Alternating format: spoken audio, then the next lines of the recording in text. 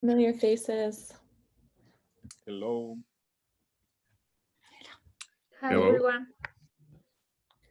We'll give it just a minute and then we'll start. Hi.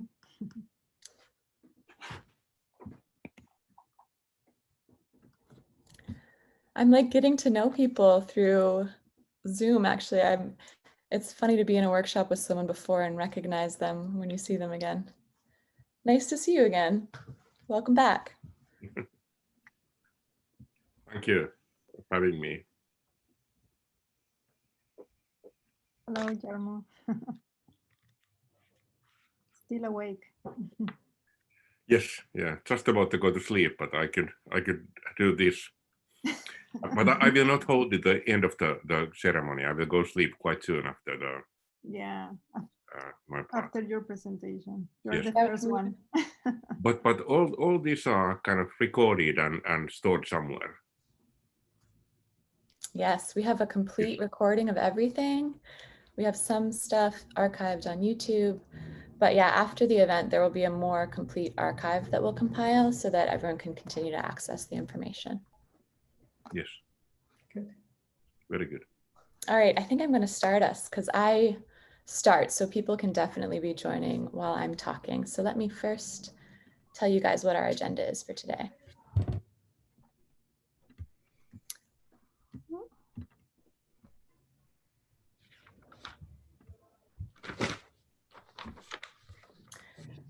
So I'd like to take this opportunity to welcome everyone to the closing ceremony for the City Science Summit Guadalajara.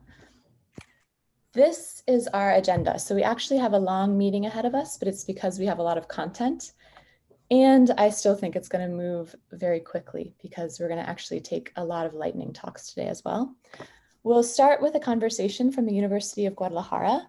So we'll be hearing from Héctor, Raúl, Solís, Gadea, the Executive Vice President, and Carlos Ivan Moreno, the Academic Provost. And they are in conversation sort of telling us, what did they learn? What was it like to host? What was it like to be here? Then we jump into a conversation with Kent, Mayra, and Luis. So this is informal. This is like, what did you guys learn? What were your main takeaways? What was important about this event to you? And then we go into our workshop report back. After our introduction, I'll give us all sort of a more specific agenda for that. And then we will open it up to all of us here. So this will be, what did you learn? What was it like for you? Because even though we have the 2 hours, we're sort of running through a lot of information quickly. I think we'd love to hear like any key insights or like the big ideas that you're taking away. And then even though we're here together today for the closing ceremony, we actually still have more content for you. So this afternoon we have a film screening, and this evening we have a creative session with DJs and musicians and performances. So we'll be able to see all of that as well. That's our big overview of the agenda. And we'll move into our introduction. Hey, one question. I didn't prepare any slides. I was thinking these short sessions are quite vocal. So is that okay? So we don't need to report with any slides. Yeah, so for the workshop report back, each person has 4 minutes. It's very brief. Yes. And you can definitely just talk to us and let us know what you were thinking. Actually, some workshops even finished this morning. So I know that you guys are still wrapping things up, but just tell us sort of what it was like, what the big picture was. Either slides or a casual report back. Yes. Jarmo, I don't have slides, so don't worry about it. That's unusual for Kent, actually. So. Yeah. I regret that I don't have this background of yours. I mean, because this is really great identity, because it's personal identity. Your own, Jarmo. You go to the what is it, CityScienceNetwork.org, and there's a Serape generator there. I noticed that. I didn't. Maybe I could do it before we still have right now before you present. It takes about 2 minutes.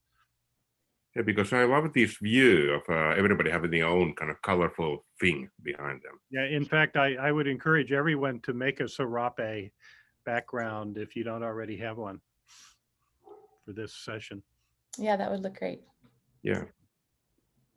Okay, so let's start with our first piece of content. So this is Héctor, Raúl, Solís, Gadea, and Carlos Iván Moreno from the University of Guadalajara. Hola, soy Raúl Solís, vicerrector ejecutivo de la Universidad de Guadalajara, y estoy muy contento por compartir esta ocasión con Iván Moreno, coordinador general académico de la Universidad de Guadalajara. Y vamos a platicar para hacer un breve resumen, unas breves conclusiones, no finales, pero sí que intentan dar cuenta de lo que hemos vivido estos 3 días extraordinarios para nosotros en la universidad, para la ciudad y para estas comunidades que están reunidas alrededor de los laboratorios de las ciudades en 3 continentes. Hemos visto diversas experiencias de aprendizaje, de aplicación de inteligencia creativa, de intentos de solución de problemas que nos llenan de esperanza. ¿Qué enseñanzas te dejaron estos 3 días de la cumbre de ciudades? Un evento tan diverso, tan rico, tan intenso de visiones, desde el urbanismo, la arquitectura, los grandes datos, la salud pública, la inteligencia artificial, la gobernanza, el tema de los feminicidios, la inequidad, todo alrededor de un concepto muy poderoso que es el bienestar en la ciudad, ¿sí? El segundo elemento es que esta interdisciplina me parece que se amalgama a través de este concepto tan fuerte o tan sencillo, pero tan difícil de materializar, que es la confianza, el trust. Lo enfatizaron tanto Ken Larson, en los diversos talleres, Norman Foster, en fin, no se puede lograr la solución de problemas de manera franca y genuina si no hay un paradigma, si no partimos de un paradigma de la confianza. Y el tercer elemento es que a mí me deja un aprendizaje. Ya no veo yo a las ciudades de la misma manera.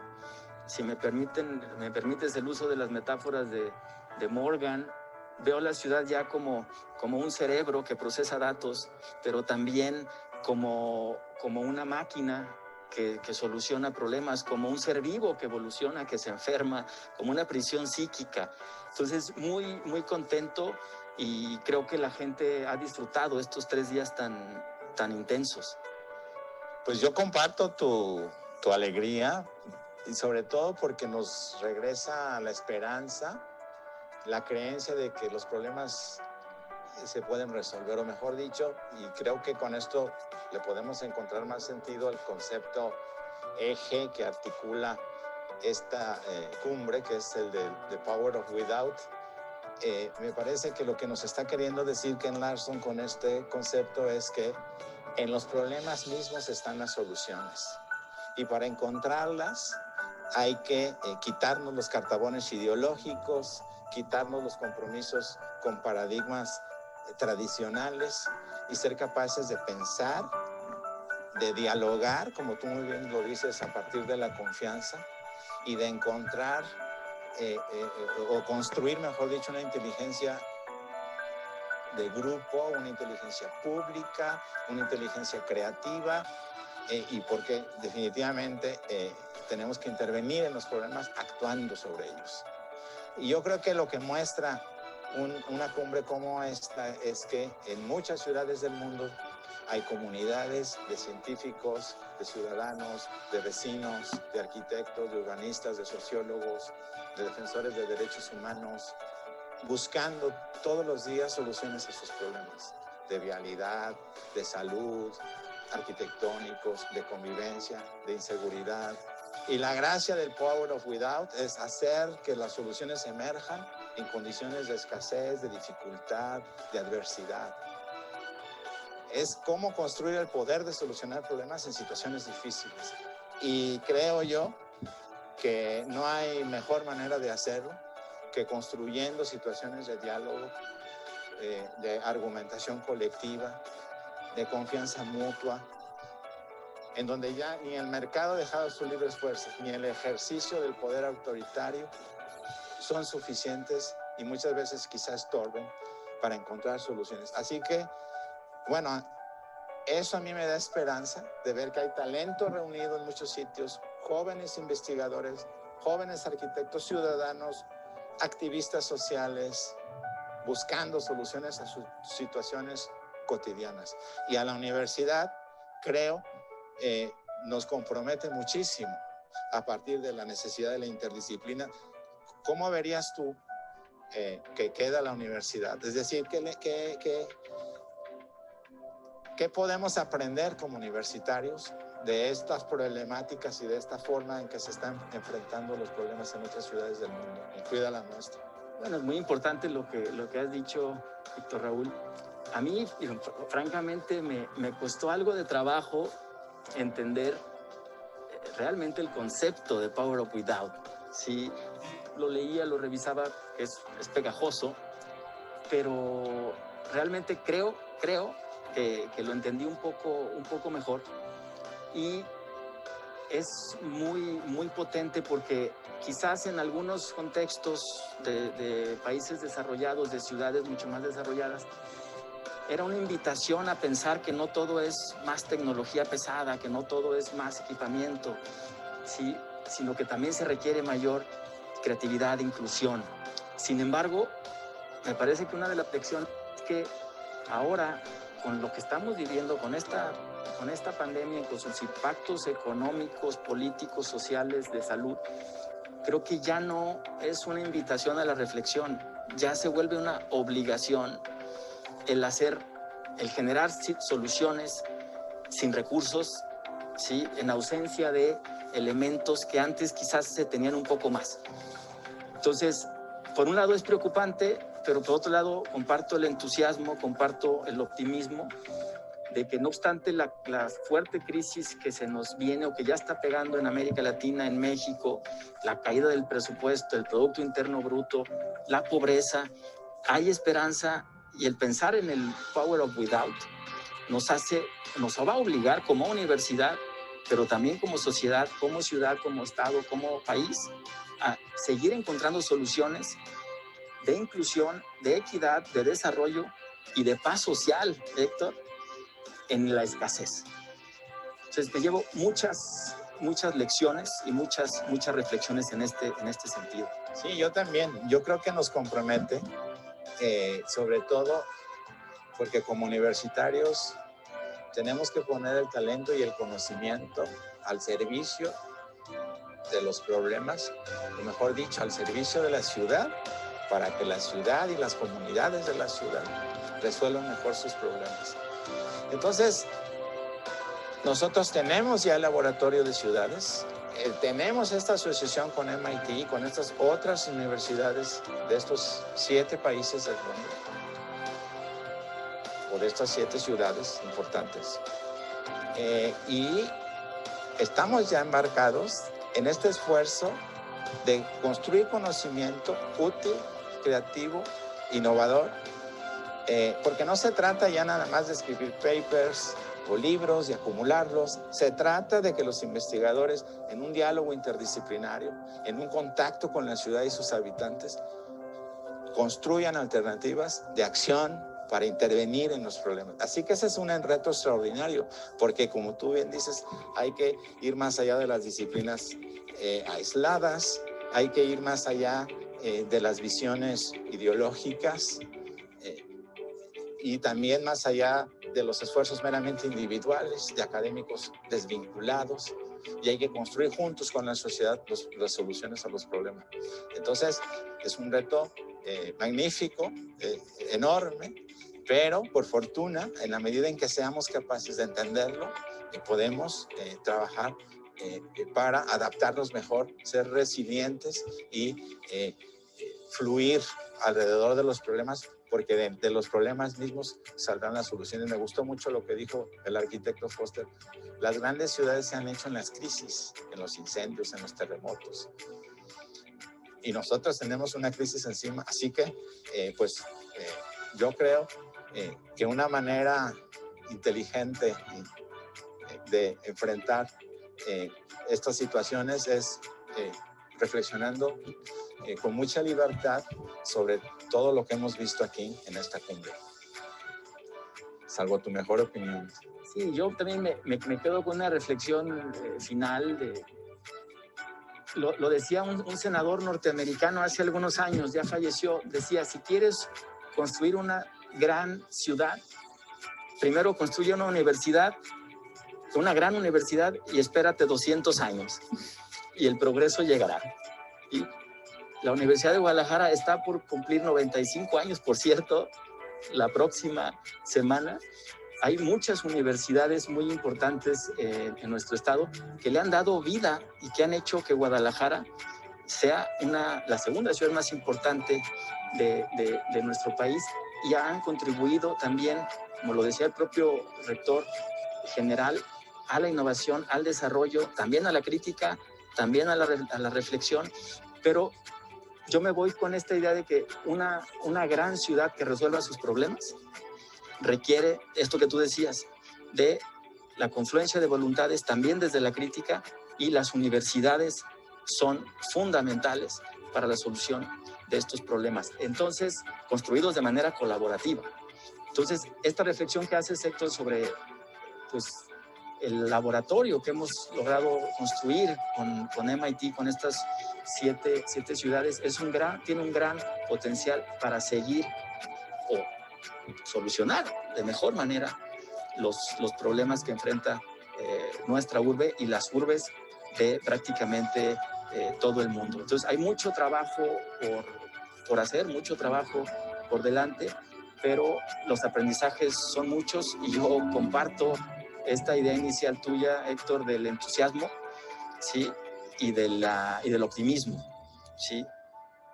Sí, sí, sí. Y bueno, mencionaste al rector y aprovecho yo para decir que tenemos un rector muy, muy innovador, y muy autocrítico también, o muy crítico de nuestras propias circunstancias. Y en ese sentido, bueno, lo estamos viendo todos los días en la Universidad de Guadalajara. Entonces, bueno, nuestra conclusión final es que hemos aprendido mucho, el valor de construir juntos el conocimiento, el valor de imaginar soluciones, el valor de respetar a las comunidades y llevar la inteligencia, construirla con ellos, con la gente, para resolver nuestras crisis y nuestros problemas. Así que con eso cerramos. Muchísimas gracias a todas y todos por acompañarnos en estos 3 días. Gracias.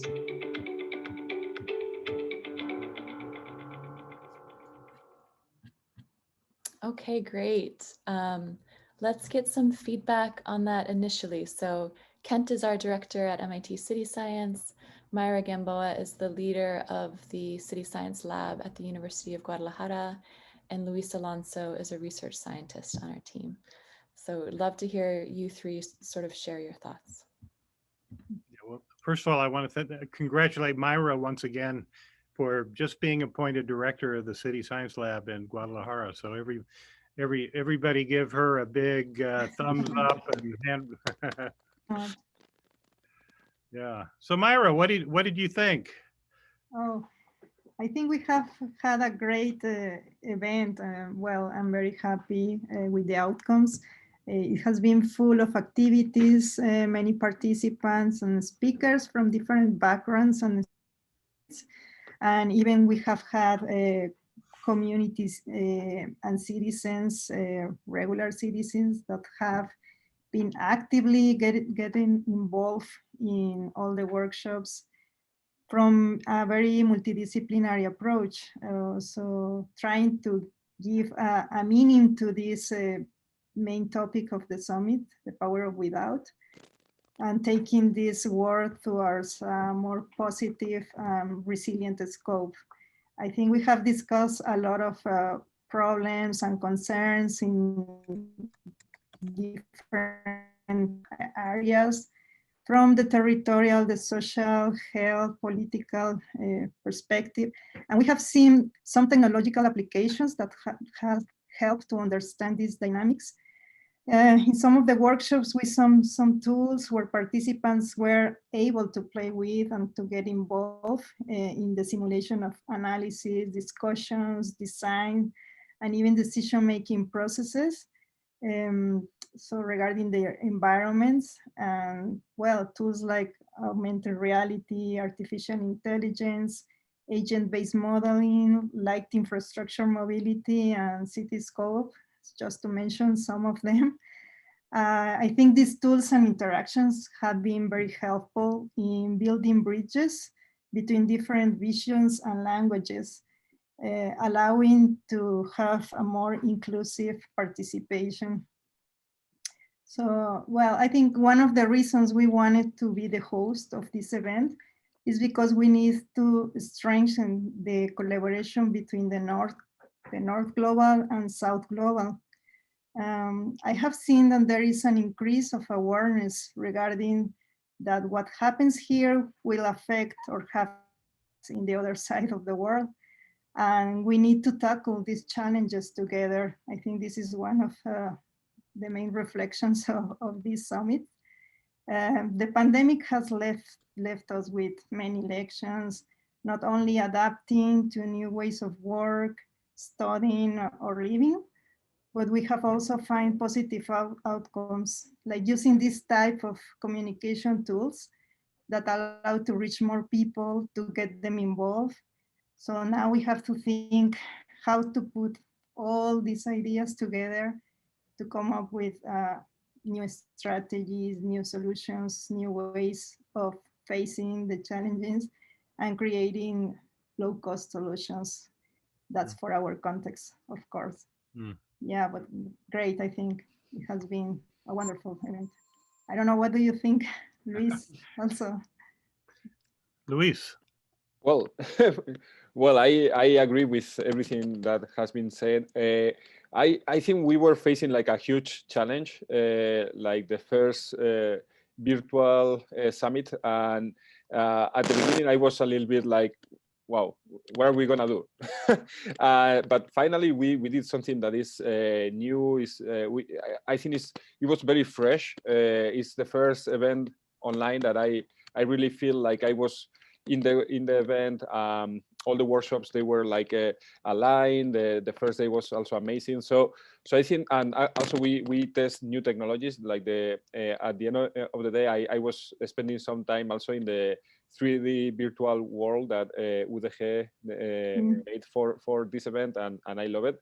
So I think I was expecting something kind of more like, let's say, flat, because virtual is like that. But at the end, we made an event that was very interactive, very powerful, I think, and I think it's very diverse. And I like the evolution of the summit. So since 2017 that we did the first summit in Andorra, that was probably for me was the most special, because it was the first. It was Andorra, but it was like the team and the Andorra team talking and presenting, and we were missing a little bit the network because it was the first one. So the second one was Shanghai, and we had the network with us, but it was also a lot of people from Shanghai. So and it was a huge event. So the network was kind of. I think Hamburg was the first point where the network was even more important than city science, and then that was beautiful. And in this moment, the Guadalajara, I think, has been the most inclusive one, where it's not important talking about us, it's talking about the collaboration. And I think that's what is great about the Guadalajara, about this year, is like collaboration, very diverse speakers, and the topic is amazing. So I really like it. I enjoy it a lot. Yeah, I think that's exactly right.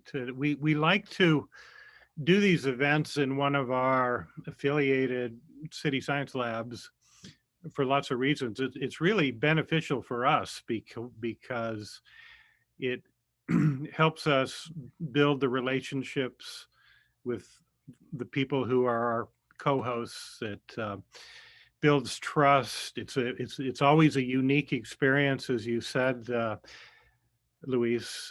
Andorra was the first one, was in one of the tiniest countries in the world. It's like a little village up in the mountains, and there was something very intimate about it. And it was really just in our immediate family. And then the next year we go to Shanghai, which is a mega city in the largest, most populous country on the planet. And we had 3,000 people in the hall and something like millions of people watching it streaming. I mean, it was something kind of insane about it in a fabulous way. But it certainly was not intimate. And then And then, of course, we had Hamburg, which was a very European experience, and just a fantastic city with all the amenities the European cities have. We had it in the brand new Philharmonic Hall, so that was a very special event. It felt, frankly, maybe a little bit elitist, but it was fantastic. And then of course, we were all expecting to go to Guadalajara in person and have the real Mexican experience. That didn't happen. And like Luis, I thought, oh man, what do we do now?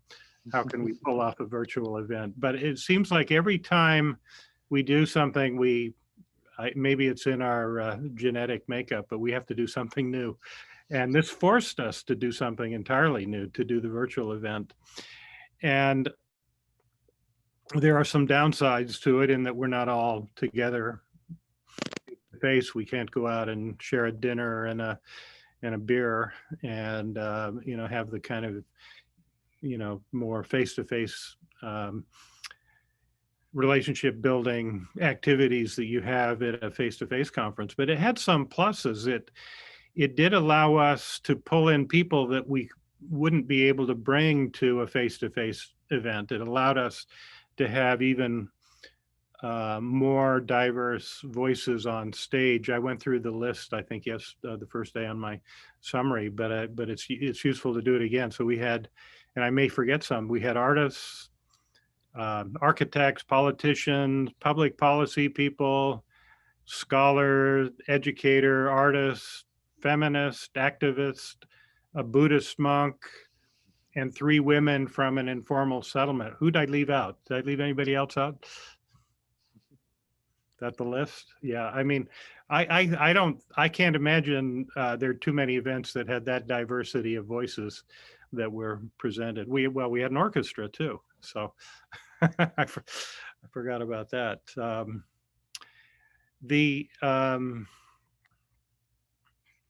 So what's amazing to me when we put these things together is we have such an incredible team that these things used to be incredibly stressful for me. I now just have the confidence that, and I know the people in our group and in this case with Guadalajara, last year with Hamburg, that people are just going to rise to the occasion and get things done, right? And it'll come together. It's just amazing to have that level of confidence. I mean, Maggie and Mayra did the heavy lifting, but everybody participated in one way or another. Whether it was doing the graphics or the video editing or the interviews that Luis did, running workshops, dealing with the complex issues of how to pull off the web complexity related to the streaming and the scheduling, and so it all just came together, and it's always a lot of hard work.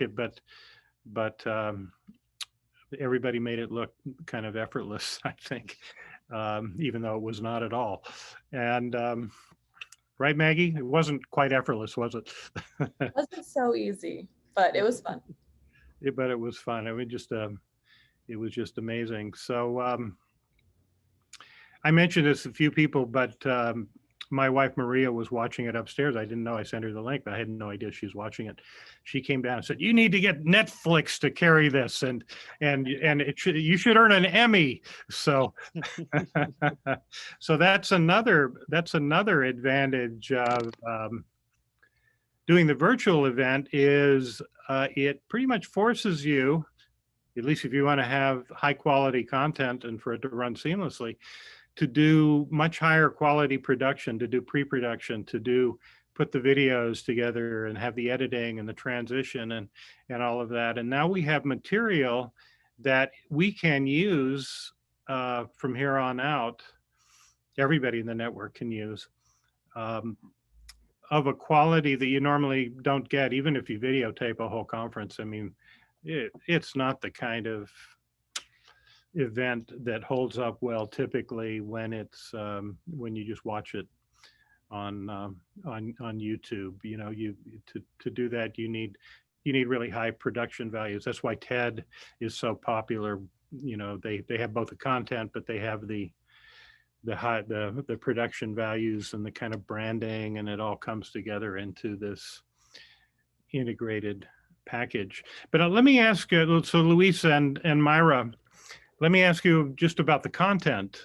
You know, the without framing. I was very impressed that you could see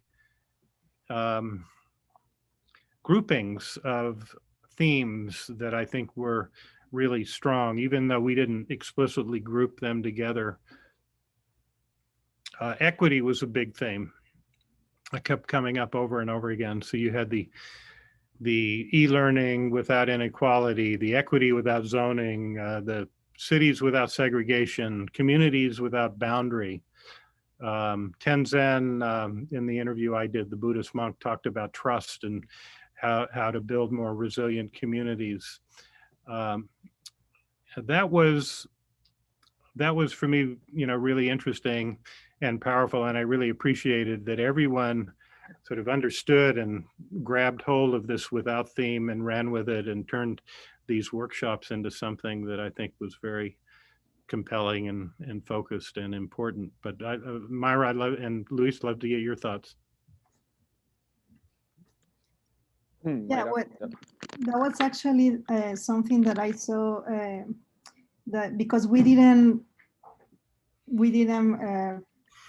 actually say like, okay, the labs who has to produce certain topics or just align with the main topics, and there were a lot of proposals regarding these equity issues that I actually have to see all of them because I was participating in a couple of those. Mm-hmm. But we have participants that were very into the problems and providing some solutions, and they were also eager to get involved in these projects and processes, which is something that I'm very glad that, because sometimes, you know, the people is there and they are able to do things, they have great ideas to develop. But if you don't find these kind of platforms where you come up and get to know each other and communicate, then you cannot complete the process, right? So this is something that the workshop and the summit allows to do, like identifying different people's profiles and the people that would like to continue working with us. So yeah, many people were, well, I found people that was very interested in segregation, in how the built environment, the form is affecting or increasing these gaps that we have in our communities, all inequalities.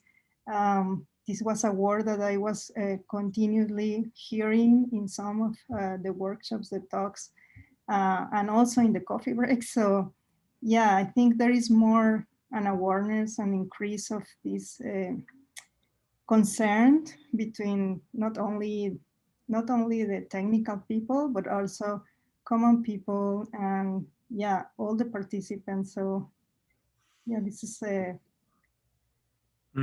something that we can take away and continue working with them. I think we need to keep building on this. So what do you think, Luis? Totally, no.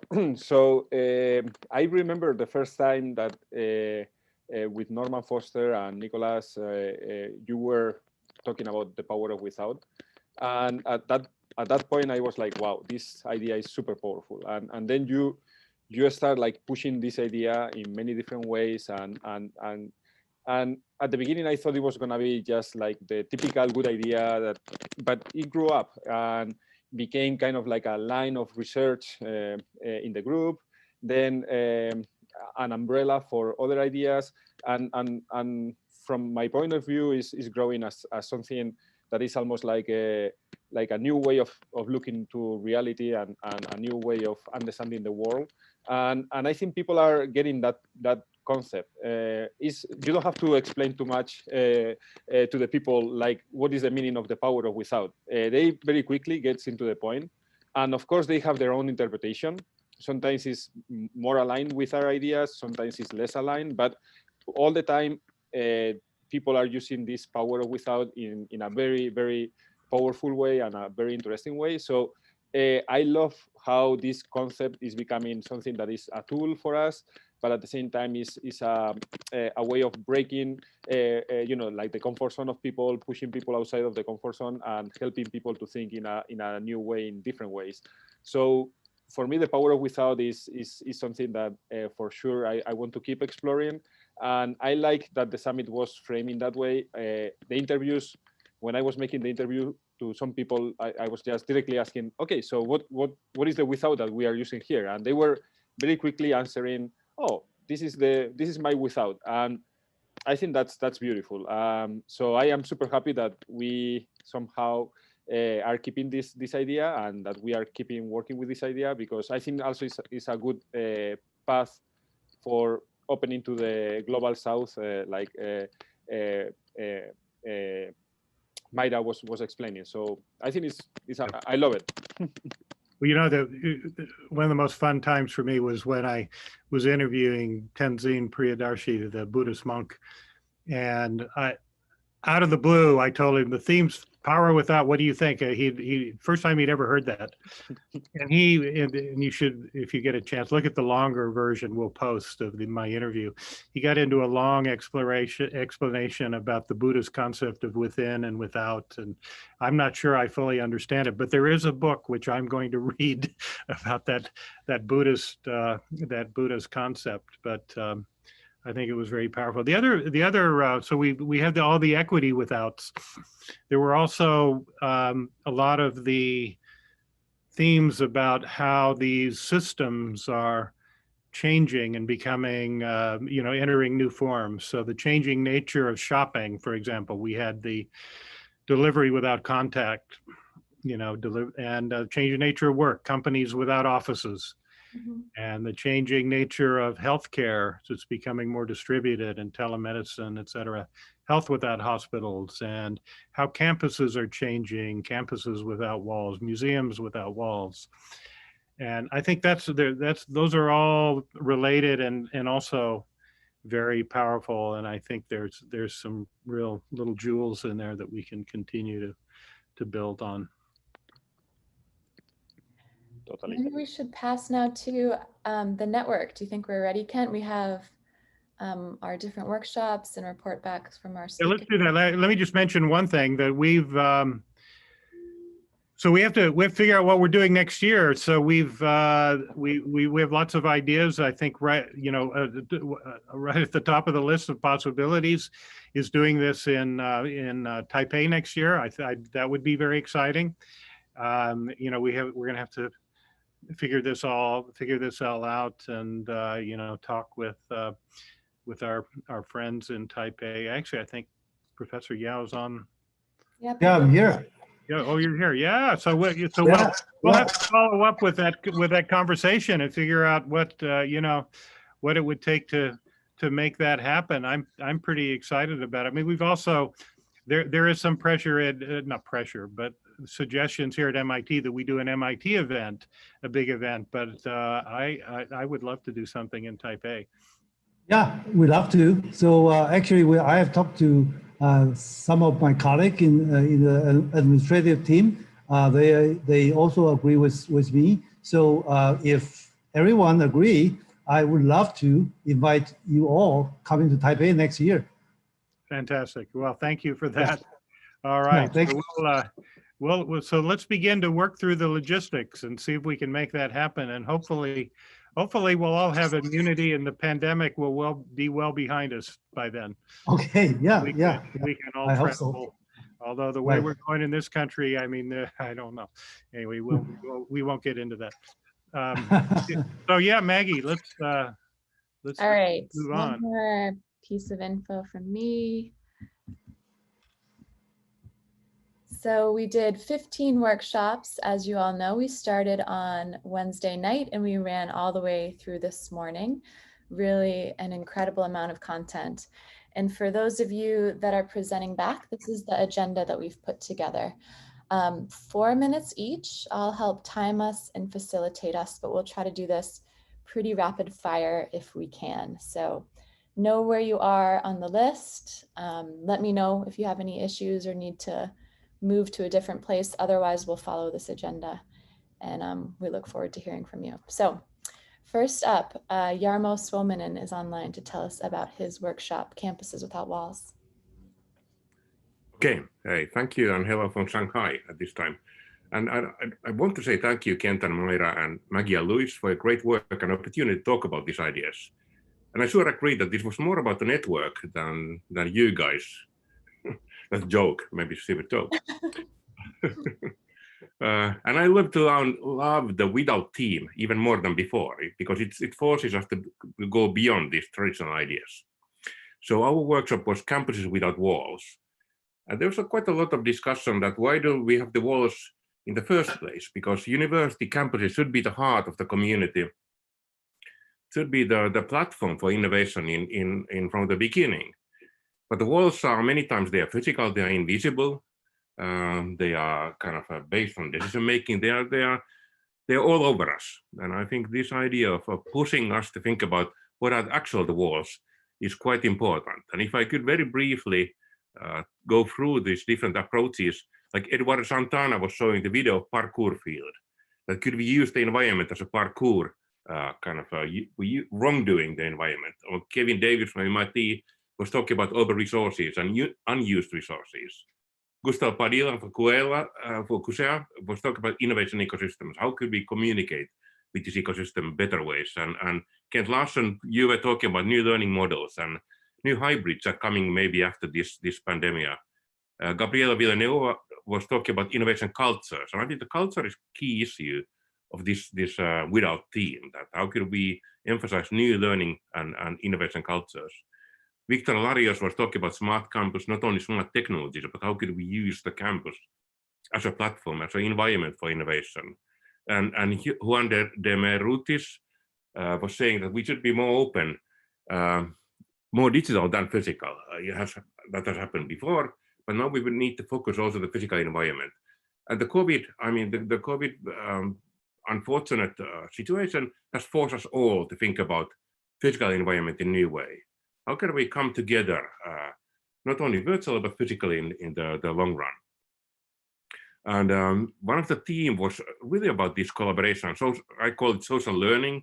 And I was using this concept of social learning about how could we find an environment with a sense of belonging, that I belong to some community regarding the university campuses, sense of becoming something else with others.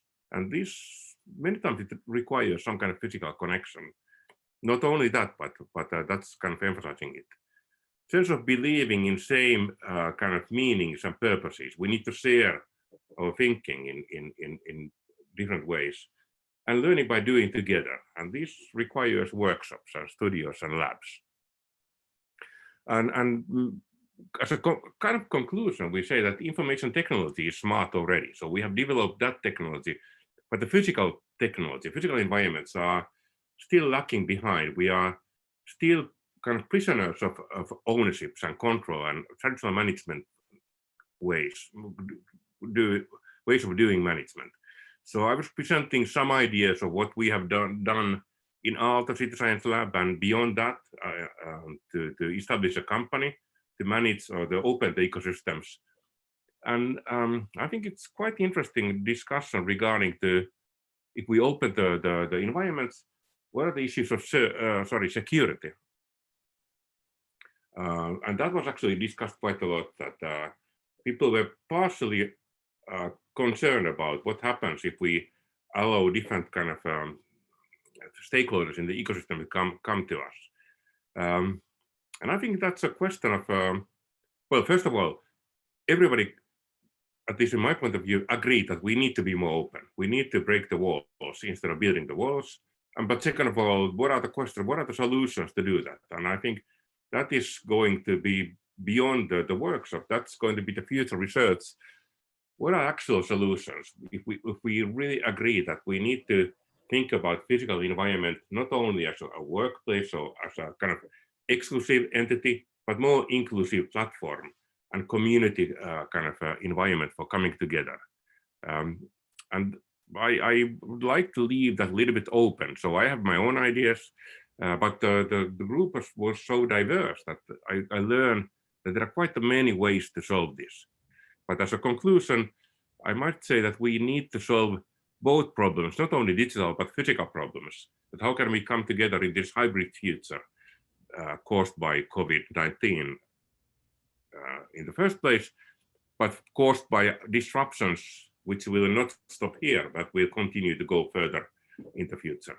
I'm not sure if I make any sense, but that was my kind of translation of the workshop. Oh, I think that was perfect, Jarmo. And you Thank did you. it in almost 4 minutes too. That's rare for me, but thank you. That's pretty rare because I've known you for 20 years and that's extraordinarily rare. Okay. Thank you, Jarmo. Thank you for being here. Okay, next let's pass to Professor Yao, who is online in Taipei. Okay, so I will quickly wrap up what we have here in Taipei, and I will say a few words about what I feel. I'm sorry, technical problem. Okay, so with the help from our school, so we make this event as a international webinar. So we have some poster around the campus, and it attracted about 120 people from our school. And I was very surprised. We have so many people waiting to attend this kind of unusual event. Okay, so we actually have three very good conference yesterday. So our topic was delivery without contact. So we get motivated by the PEV in Taipei Tech, and so of course PEV was from Media Lab, and so we feel that PEV could support the last mile from station to the building. Where people live, and so we are thinking that how about inside the building? So we want to build our gadget. I would call it Campus Rover, selling inside the building. It can even operate the elevator. So we divided. We actually made three sessions. And each session attracts a group of students attending this every group. And our students are eager to discuss those subtopics with people connected remotely. So we have three topics: transportation without contact, entertainment without contact, or medical service without contact. So those are the photo people, our students discussing with each other or with people connected remotely. And of course, students also post their questions through the Slido, and we also answer the questions from the Slido. So of course, I would like to mention that we have a very good team. We have very good support from our school. I would like to thank Professor Su. She is also on the line. Professor Su is the dean of our R&D in our school. So with their help, so we have, as you can see, we have very beautiful decoration in the conference site. And so thanks for Ken's invitation. I really look forward to seeing you all next year in Taipei Tech, in Taipei. This is the quick wrap up of our webinar. But I would like to say something. I hope that well, because of this pandemic, I have some thoughts. I think that we have a league of universities from 3 continents, from several cities around the world. So after this pandemic, what can we learn? And as a university, what can we help after pandemic next year? So I really hope that maybe we could have some thoughts about this, and we could have some discussion next year. And I feel that this pandemic has given us a very very big impact, and also actually several cities, even university has been changed a lot. So after pandemic, what can we do, and how can we help to rebuild this country or rebuild this city? This is what I feel. Thank you. Thank you. Thank you so much. Yeah, that's great. And I have to say, it brings great work. And it's fabulous to see all those people there. It brings back memories of when we did our hackathon in Taipei, and we had something like, I don't remember the number, hundreds. You remember, Luis? Hundreds of students involved in this hackathon. Yeah, I think it was 300 students or more. Yeah, it was crazy, but great projects. It was a lot of fun. I mean, it's just amazing, and I'm jealous to see everyone there, you know, being able to come close together physically. That's something that we all miss. But I think your idea, I think we might in one way or another want to frame the next one on how to make a post-pandemic world a better place, something like that. That could be very interesting. Okay, thank you. Okay, great. So next we want to go back to Shanghai, and Chang and Professor Lo have set up a video for us. So let's cue that up. This is our only pre-recorded content. So next we will hear from Professor Lo. Okay, hi everyone. We're the team of the Governance Without Bureaucrats, and I'm Chang. I will give a brief introduction of our workshop and the opening speech by Dean Lo, and Wei Wei and Danwen will give a feedback from our 2 keynote speakers. So our workshop is hosted by the CityScienceLab at Shanghai in Tongji University, the College of Design and Innovation. Our workshop lasted about 1.5 hours with presentations, Q&A, and discussion. We discussed about the resilient communities in the post-COVID-19 age and how to achieve a better community regeneration, health living, social well-being, and efficient governance with modern information and intelligent technologies. So we start with an opening speech by our dean, Professor Lo Yongqi, and he mentioned about most of the current attention had been paid on the COVID-19 pandemic instead of some real urgent issues, including like the climate change, urban environment, resources consuming, etc. So based on these existing issues, we need to take actions in finding new methods and ways in building a sustainable community. So yeah, so that's the opening speech. And then the keynote speaker 1, maybe. Okay, tonight we invited Professor Long Ying, who is well-known scholar in urban design from Tsinghua University, gave us a very inspiring talk about digital innovation in urban design, both in theory and practice. This talk aims to create future cities using digital innovation. In his talk, he first posed some challenges in urban design today in digital revolution area. And then he discussed the structure and the relationship among spatial innovation, place making, and digital innovation in scenarios and he also give us some his recently research results and his recent thinking.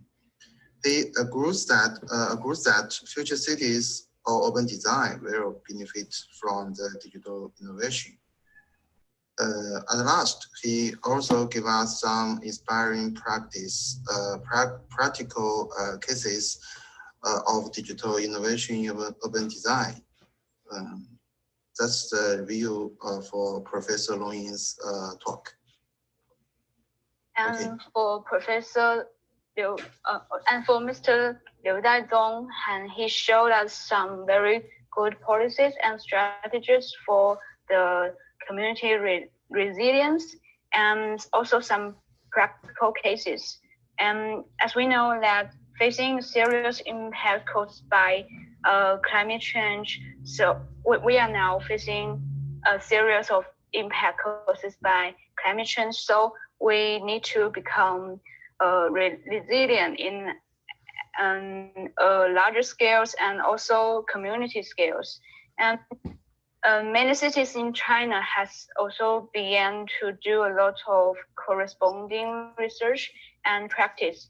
I hope there will be more small and implementation of interconnected projects here can bring more experience in development and transformation of high density cities to show how the world maybe they can also learn some experience from. Thank you to all of the organizers for the Governance Without Bureaucrats workshop. It's been wonderful to get to work with you on the summit. And thank you to Dean Lowe and the speakers, Professor Long and Mr. Liu, for the wonderful keynote speeches. Thank you. Thank you. Thank you. Okay. On to the next, should we go? I see Ryan is online. So Ryan from MIT is doing equity without zoning. Hey everyone. Yeah, let me share my screen. You hear me okay, right? Yep. Okay. See my screen? Yeah. This workshop is a collaboration between the CityScienceLab Shanghai and also our group in MIT. And the theme is to explore dynamic incentive policies for pro-social cities with agent-based simulation. We created an online tool that everyone can use. I put the link on the chat window as well. Later you can try it yourself.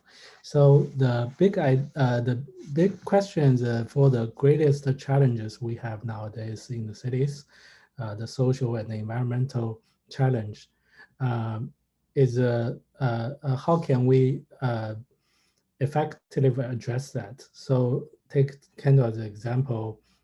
We are low on a lot of social and environmental performances.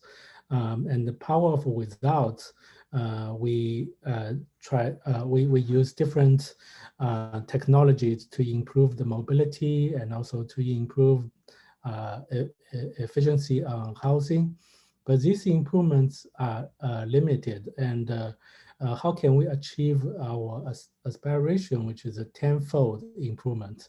So that's a big question, and we believe that how humankind organize our activities is has the biggest potential. For example, to switch from using a car to using a fossil fuel car to using a electric vehicle, we only save maybe 30% of the CO2 emission, but to live nearby where they work make a much more improvement. So we believe we need to promote the behavior change, but to promote that, we need to harness the power of the market force and use it beyond economic benefits, but the social and environmental urban performances as well. And the incentive policies is not a new thing, but it hasn't been working well. And we think one of the loopholes it has is it's static, and it's not considering the gap between the supply and the demand and also it's not considering the demand of everyone. So we are proposing a dynamic way to reevaluate the demand of the community every quarter of the year, maybe, and also to use data and optimization to increase the efficiency of these incentive policies to achieve our aspiration. So, but how can we understand it better and optimize it? So we use agent-based simulation to simulate different party stakeholders and their relationships, and how the incentives will take effect. So our tool is online, like game-like things. It's a simplified version for sure. We worked quite hard to make it work in like a month. And what it does is you can choose from 3 scenarios: no incentives, static incentives, and dynamic incentive policies. And when you run the simulation, you can see the agents moving, and also you can see the performance, like on the right side, like the radar chart, both social and environmental performances. And then you can also, when you go to the static incentives, you can choose the strengths of each incentive policies and see their impact in detail. But the also cool things we feel is that, so you can see the evolution in time as well. But the most cool things is the last mode, which is the dynamic incentive policies. Instead of choosing how much strength you want to have, you can choose the goal you want to achieve, and the computer will optimize for you. We had a group discussion and try on these tools, and a lot of the users think it is a really helpful tool to better understand how to implement the incentive policies dynamically in the real life. And we also ask questions about how can this be helpful in your country, and so on and so forth, and what can be improved. And we got a lot of feedbacks, and we hope this can become a more comprehensive research direction in the future and apply to real world. And I want to give a big applause to the team, and they work like 24/7 for many weeks and to make it happen. Yeah, thank you. Great, thank you, Ryan. Mm-hmm. Ryan, I just want to note that I didn't work 24 hours to make that happen. That was you all, even though you show my photo there. Okay, next we have Health Without Hospitals. Jordi is here from Andorra. Hi, do you listen to me? Sounds good. Yeah, thank you very much. Oh, this is Dr. Jordi Serrano Pons. I'm not from Andorra, but I represent Andorra today. But yeah, I'm working. I'm an advisor, digital health advisor for the government, for the healthcare system, and we enjoy a lot together in that workshop. Hospitals without infrastructure. Sorry, healthcare without hospitals. And basically, we had a nice seminar with 4 people, myself. Then we had Mark Pons, which is the director of the Innovation Agency, which explained a massive serological test, and Vanessa Arroyo. We had Dr. Eva Eras, which explained a little bit the aging care system implemented these days. And then we had Oscar Chaman that explained Cities for Global Health. So, of course, of the Mid-Media Lab, I don't want to forget him, of Ronan Durley, that explained a massive study done in Andorra with data of Andorra. It was pretty interesting. We started the workshop explaining the tendencies in digital health, which, as you can understand, these last 10 months, we have achieved more than in 10 years. We've been all people involved in digital health. We've been fighting sometimes to implement telemedicine, and we saw how in 10 days we were able to skip all the barriers that many times we were told, no? From one moment to another, all the GDPR rules, all the other things were were not important at that moment, and we were able to implement many things, and that was important. That will and has already and will accelerate a tendency of decentralization from hospitals to primary care centers. More importantly, from primary care centers to homes. Hospitals at homes is what we want. Hospitals, a home is a place where people live better than hospitals. And of course, in these times, we want to avoid people going to hospitals.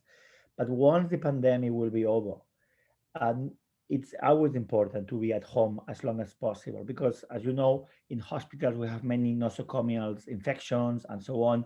And we want to avoid to have hospitals in any sense. Hospitals must be only for emergencies, for surgeries, and for nothing else. This is the intention in the future.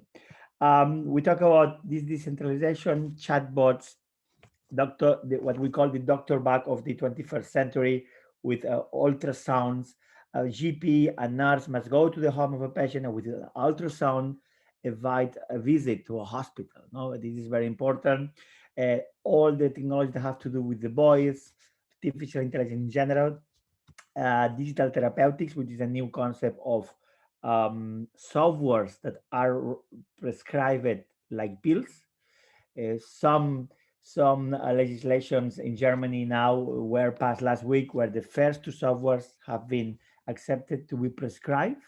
And that's very important, where we can say engineers must have the healthcare of people in their hands. If they're coding a software, they can have also now the health of these people in their hands. And this is a very important, powerful concept. And we talk also about the digital hospital, which is a virtual hospital, which precisely makes people visiting a hospital but not in a hospital. We kept talking about what we call the 60 stop labs, which was a massive implementation in Andorra, about all these serological tests done in Andorra. 89% of population in Andorra. It's the advantage of being a very small country. 89% of people in Andorra was tested. Very good in stop labs. Then we moved to aging care in an aptitude project called it's a transfrontier project between Spain, France, and Andorra, where a small village in Andorra, Canillo, is taking care of their older people, and with measurements to try to postpone the intrinsic the loss of capacity. We went on with the Cities for Global Health, where a platform of cities sharing a lot of initiative with COVID, about global initiative about COVID. And of course, we enjoy a lot with the Ronan Dorley massive study with data of Andorra. He talked about mobility data pre-lockdown, during lockdown, post-lockdown, with some hypotheses, very nice hypotheses of the behavior of people in different small municipalities, and how the people who had more contact with tourists precisely were the people less infected. So he defined an hypothesis about behavior more than contact, that was the vector of the contagious capacities of these villages. It was a very nice workshop, and we are very thankful from the Andorra's government and the healthcare system to have been invited to lead that workshop. And we thank everybody for that opportunity, and I congratulate all the other workshops, which we are enjoying a lot. Thank you very much. Thank you so much, Jordi. Thank you. Thank you. Okay, next is Emmanuel Schipper here from Hamburg. I think you're muted, Emmanuel. Hello everybody. I try to share the screen and it should work. not yet. Here we go. Now, okay, you should see it now. Okay, we took this experience of not being together to increase the collaboration. And we also tried to do an experiment that we did not test before. So thank you very much that we had the opportunity to do that with you. We were in first hand, of course, we look very important. We think that it's very important to do this collaboration, and in a lot of our projects, collaboration is in the center. And me as a theater man, I have to say, of course, I have to quote Shakespeare as an European theater man and saying, what is the city but the people? So we started with an introduction of 3 projects, as are this one. There's just the names, but all of the 3, they had in the core, they have either collaborative design, mapping the unmapped also together, and citizen engagement as the 3rd one. And we think that collaboration means it's in the center of co-create the city and brings citizens together with technology. And of course, we are interested in working together, because together is not alone, that's one thing. And also that we want to move towards better decisions. And we think that collaboration always brings or should bring better decisions. And we want to move towards a transformation, because we cannot continue as we are at the moment. And we started to, and that just will report what we did a little bit. We started to try this quicker chat, what is a kind of online tool where a lot of people could really work and talk together, what worked very well, I have to say. We had now collected somehow like 72 members, but in the maximum time we were more than 85 persons in the workshops talking together. And we also mapped them a little bit, so where they come from. So we see that there's quite a lot of the north part of the world, but not in the south. But yes, we have there. Yes, and some of the faces you might know. The tool is bringing not only that we can introduce our some project that we made a short presentation of, but the most important thing is that we make a kind of open space, and we ask the people who were attending to put their topics that they want to talk about. And it was very interesting of what kind of topics were coming out for the crowd on the workshop, what they wanted to talk about. So these were the topics, and I'm just giving you then three of the projects that we also proposed. Finally, then went that it made it that the most people found their way into that one. One was the new Unitag that Gadea is starting with the work, and a lot of questions were coming there and collected in that workshop. That was a really an interesting part to continue to work with. And you see that there are a lot of questions that were maybe could set the agenda, not only for the Unitag work, but also for other conferences, and a lot of talks, and has a lot of connections also with other talks here. The other thing is that the other one was a project that I liked very much to be presented there. Mateusz, Martin, and Gabriela showed it. And the interesting thing is that it started with our first project in Hamburg with the finding places and the refugees. And it then went on to become a participative tool for all Hamburg cities. And from there, it was moved to Guadalajara, and also Guadalajara used this kind of tool then in their cities there. So it was very nice to see that before the CityScienceLab came to Guadalajara, there was already a tool of the CityScienceLab back there. And yes, this is this. And the last one was the Grassbrook project, where in the workshop, they developed a kind of how to want to settle this new quarter of the city, and they made a small movement and used these tools to see how that worked and where you could set the people in. That was it. Was collaboration without confusion, and it was very good to have you all there, and I think it's very worthwhile to work on. Thank you very much. Great, thank you, Emmanuel. Yeah, lots of folks in that one discussing many different topics and ideas. Okay, next, Beatrice is online in London and she's speaking for Cities Without Segregation. Hi everyone, it's nice to see everyone again. I met some of you last year while I was doing field research in Guadalajara, and very providentially, only like 2 weeks before London went into lockdown, Mayra came to visit us at the Center for Advanced Spatial Analysis at UCL, and we were able to reconnect in order to bring some of the results of our research for this year's summit. So I want to thank Kent, Maggie, Mayra, Maitane, Luis, everyone at the MIT team. And I'd like to highlight some of the key points that came out from our presentation. The first one is the importance of following an interdisciplinary approach when studying cities, especially Guadalajara, and understanding Guadalajara as an urban system, first with a macro perspective, to then delve into micro level approaches and community-based approaches. I also would like to thank the University of Guadalajara, because they've become literally a unifying force amongst stakeholders in the city. And also with this link they have with the MIT, they've been able to connect us, these researchers at the international level, to bring the results of our research to a local community.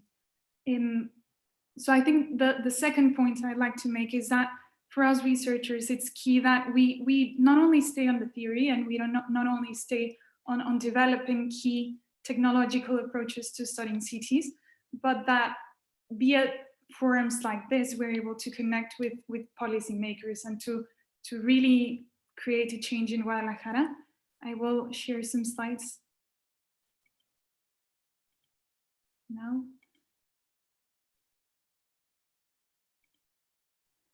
So first of all, I'd like to show a quote that I got while I was doing field research with stakeholders in Guadalajara.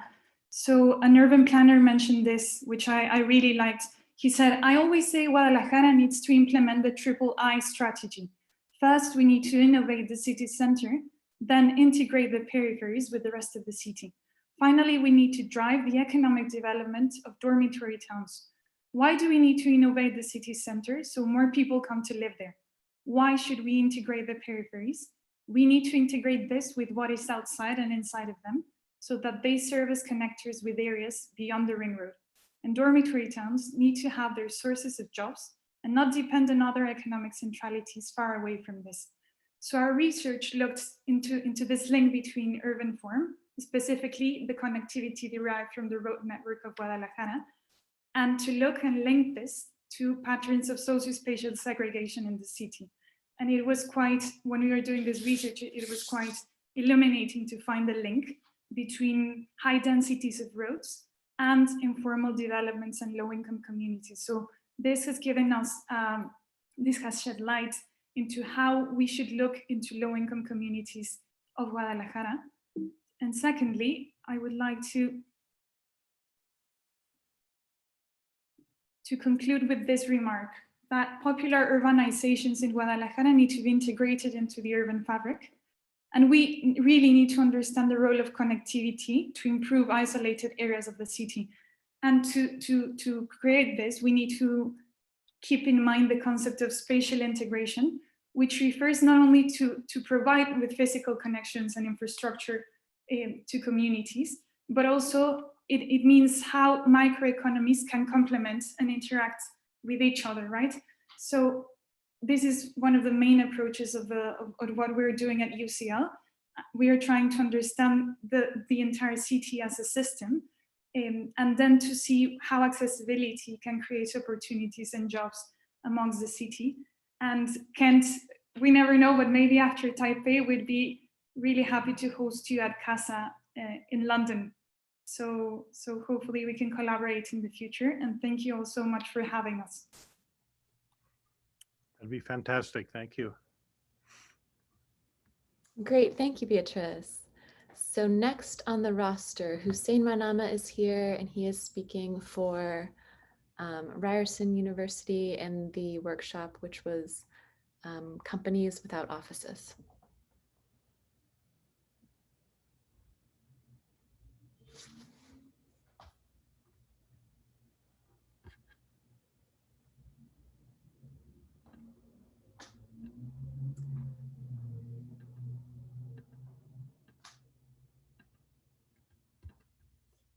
Looks good. Hussein, you are muted, I think.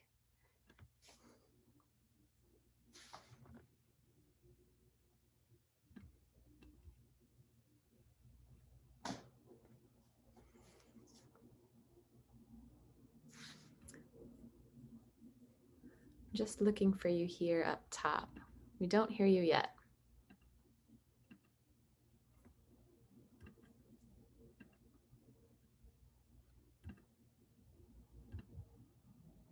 Christina, I wonder if you can unmute him. I'm not sure if you can. I just requested him to unmute. Okay, can you hear me now? Oh, great. Sounds good. Yes. Yeah. Okay. Let me just... Nice serape, by the way. Thank you. All right. I just want to make sure. Can you see my screen also?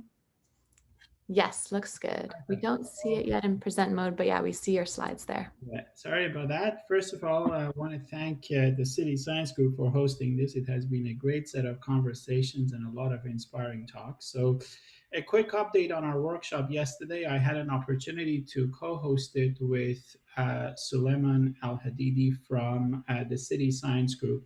And the focus we had was to really rethink how offices will function in the future, because in the past, we had the opportunity to co-locate everyone in one location.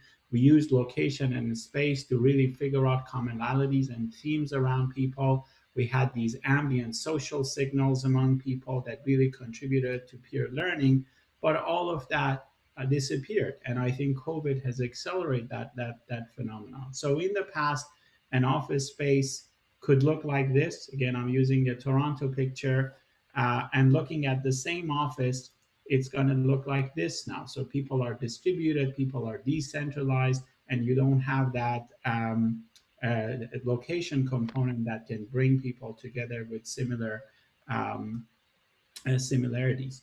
So what we looked at was that if the companies of future are building a new framework to support innovation, to support collaboration, to ensure that that social dynamics and that social physics is there, perhaps we can look at 6 key pillars and address them to design this new framework. So we looked at models in which how do you really persuade people, because they are no longer co-located, they don't learn from each other, they miss those honest signals that they have in a social settings. So what are the areas that we want to look at there? We looked at the role of data, both in terms of accessing the data. Lots of sensitive data are available in many organizations. Now, companies cannot see how that data is being accessed, but at the same time, in order to really manage productivity, a lot of employees may not be comfortable sharing their data with the employer. So how are we, what's going to be our new relationship with data when work becomes more and more decentralized?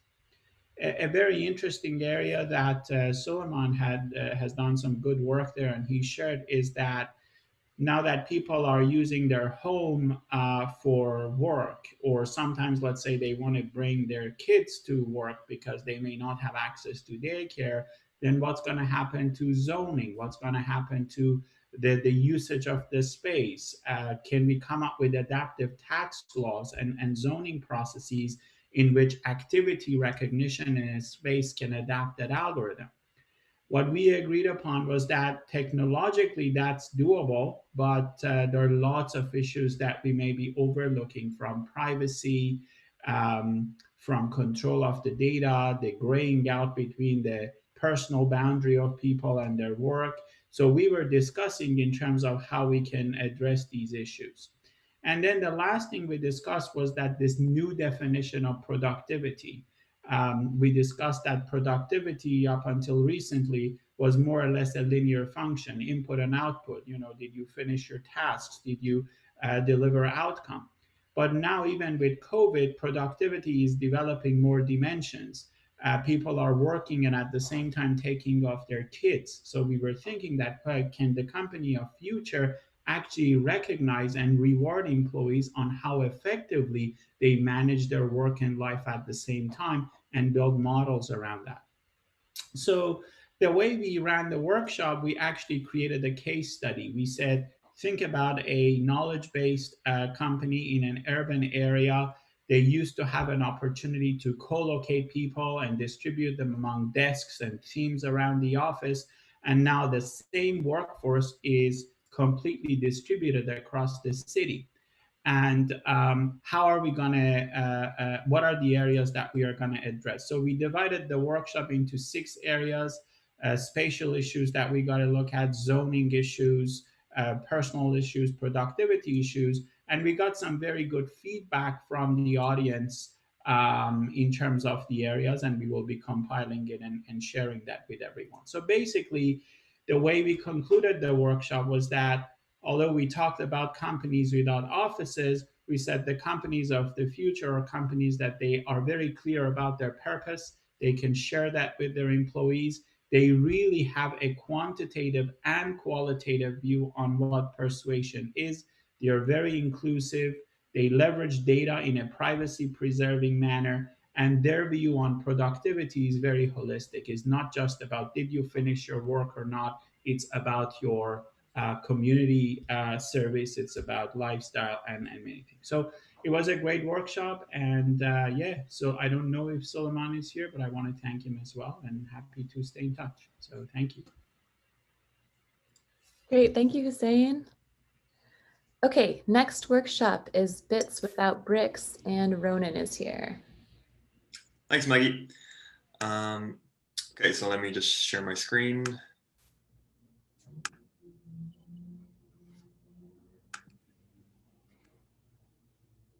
Okay, you see my screen?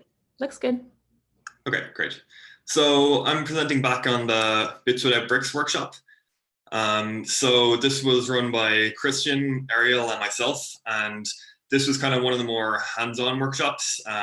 So we did, there was a kind of a presentation as well as a live coding demonstration that the participants could actually follow along with. And then we had some short breakout groups to get some kind of feedback from the participants on what they thought about the tool and ideas that they had around the library. So as I said, it was all based around this CS Bricks library. And the whole idea of this library is to make it was a library developed by Christian with some help from myself and Ariel in order to make it really easy to create new analysis modules and indicators for CityScope projects. So I think pretty much everyone on the call is probably kind of somewhat familiar with CityScope, but so a really important part of any CityScope project is that whenever you're doing these kind of iterative design experiments, you're getting feedback in the form of indicators, which are so they're shown in various types of visualizations, like the radar chart and the bar plot that are shown on the right here. And we're always looking for new researchers to kind of bring new ideas and develop indicators based on their own kind of expertise and knowledge. But doing that sort of means navigating like the CityScope architecture, which is not too crazy, but it's maybe a little bit daunting for, say, someone who's not a computer scientist, maybe their background's in architecture or something like that. So we wanted to make this as easy as possible and make it so that researchers don't have to worry about all this architecture. They just have to worry about taking their expertise and translating it into an indicator. So that's the whole idea of this library that Christian built. So we started off with Ariel gave kind of an overview of CityScope in general. And then Christian went into this kind of live coding demonstration where he actually, so first of all, he actually went through creating a new CityScope table using this grid editor that Ariel had created. So and it's really easy now to create a new CityScope table. It's literally just kind of filling out a couple of basic parameters here, latitude, longitude, like the number of rows and columns and so on. And then it's just creating a grid. So then, so right there, we've just created a new CityScope table, and then Christian went into how to then create an indicator to use with the CityScope table. So we had this Google Colab notebook, which Christian went through and kind of described the different classes and everything with the, oh, that's, I have to log in. Okay, so here we go. Yeah, so Christian went through the different classes and how to use the, how to use the classes and how to create an indicator. And so in real time created this land use diversity indicator, and then we could actually deploy it and see it working in real time. When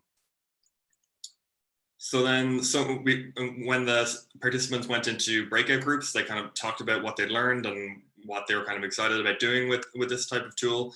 And so we got some feedback, which was great. A couple of things were just kind of generally people found it pretty simple and easy to understand how to prototype an indicator. And that was really great for us because that's kind of exactly what we were going for with this.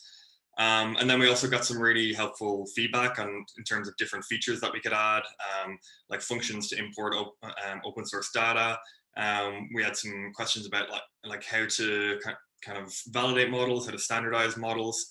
And then there was one cool suggestion about creating what the participant called a bricks hub, which is would be like an open source indicator repository. So different researchers could create different indicators and make them open source. And then just the last thing I want to mention is that the video of the workshop is going to be included on the Cityscope documentation.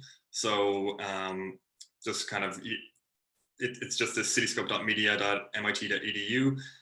So if you watch this space over the next few days, the workshop video will be up there. So thanks very much. Great, thank you, Ronan. Okay, we're doing great, everyone. We have 3 more workshops. We have 2 from UDAHE and then 1 more from MIT. So next will be Ixchel and Monica, and they have 2 different workshops. So you guys each have 4 minutes. Thank you, Maggie. So hi, everyone. I'm Ixchel Figueroa from Guadalajara. I'm so happy to be here with you in this summit. And I will be reporting back a workshop e-learning without inequality, where I have the pleasure to be participating with Mayra Gamboa. First of all, we showed the background of the work we have been doing with Lomas del Centinela. This is a community in the municipality of Zapopan, which is an informal settlement. I will show you some slides.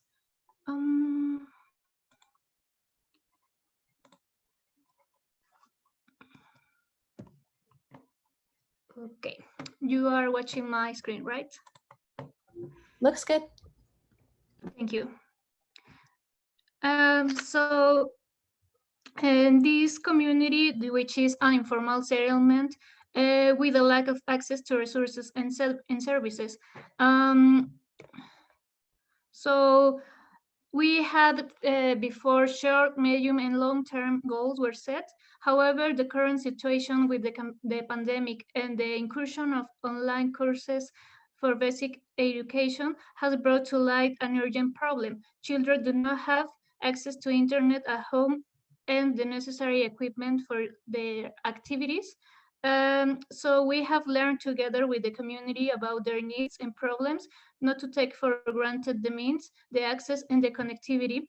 Then we presented 3 phases of our proposal on a community learning center, which is the community center of support to learning. The objective is to support the families with low resources through the capacitation and the development of their abilities in technology. So we presented 3 phases of this proposal. The 0 phase is in this moment, how are the community. We interviewed some mothers of the community which have like children in basic school. Then we asked the participants to discuss about some questions. I'm showing you here a video that we recorded in the community where we interviewed these mothers and a father of 5 or 3 kids, each one, which they don't have accessibility to Wi-Fi easily, and they don't have equipment like computers or tablets. They most of them use one cell phone for the whole family to upload homework, to make these Zoom calls and all this stuff. So it is so hard for them. As we show you here, they say like, oh, I have 5 children studying and I have only one cell phone. Inter-service for Wi-Fi is not getting to my home. We don't have internet at home. We are paying for recharges in cell phone. Also, connection is so bad, and we cannot make Zoom or Meet calls. And then we use a lot of sessions in one email, and it is causing problems with teachers and so on. So we wanted to put a voice in these people and visibilize these problems. So these are the questions that we asked to the groups to discuss. We have 5 work groups. So the conclusions of these workshops, based on what the participants told us, is that we could propose improvised schools, itinerant strategic places, alternative facilities, social collaboration between members of the community, where there could be like a godparents with other families, because within the community is also inequality. And then we could search for university support to have social replicators, students who adopt children, tutoring to dedicate time to them, a social service, companies with social responsibility, and mobile classroom scheme. Also use collaborative networks, which Civil Networks Acts, and other proposals from the participants in the workshop. So these are the main conclusions of it, and we were the organizers of it, Mayra, Monica, me, and Andres, and thank you all. Great, thank you, Shell. And on to Monica. Hi, let me show my screen. Yep, just 1 minute. Yeah, good, great. Looks good. Thank you. Hi, my name is Monica Gomez. I'm from the CityScienceLab from Guadalajara. I present this workshop yesterday with Gamaliel Palomo too.